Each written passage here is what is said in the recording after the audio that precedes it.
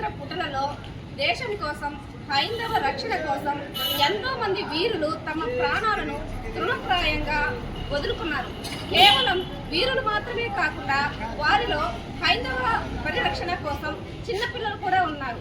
అంటే 17వ శతాబ్దంలో ఇస్లాం మత మార్పిడి జరుగుతున్న సమయంలో సిక్కు మతం యొక్క గురువు 10వ గురువు గురు గోబింద్ సింగ్, అదేవిధంగా 9వ గురువు గురు గోవింద్ సింగ్ వారి పిల్లలు అయినటువంటి 6 సంవత్సరాలు 9 సంవత్సరాల పిల్లలు కేవలం హైందవ రక్షణ కోసం మొఘలులతో పోరాడి ఇస్లాం మత మార్పిడి జరగకుండా, అంటే వాళ్ళు చిన్నపిల్లలు అయినప్పటికీ కూడా వారి తల్లిదండ్రులు ఇస్లాం మతం వారితో జరిగిన యుద్ధాలను చూసి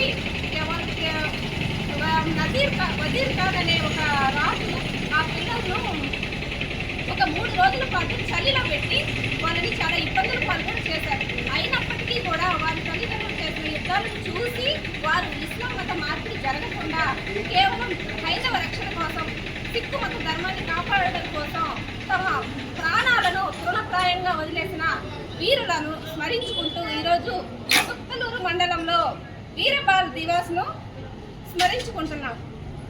జై శ్రీరామ్. జై శ్రీరామ్. అందరికీ నమస్కారం, నేను మీ మధుమిత.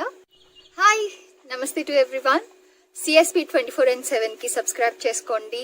Keep watching them.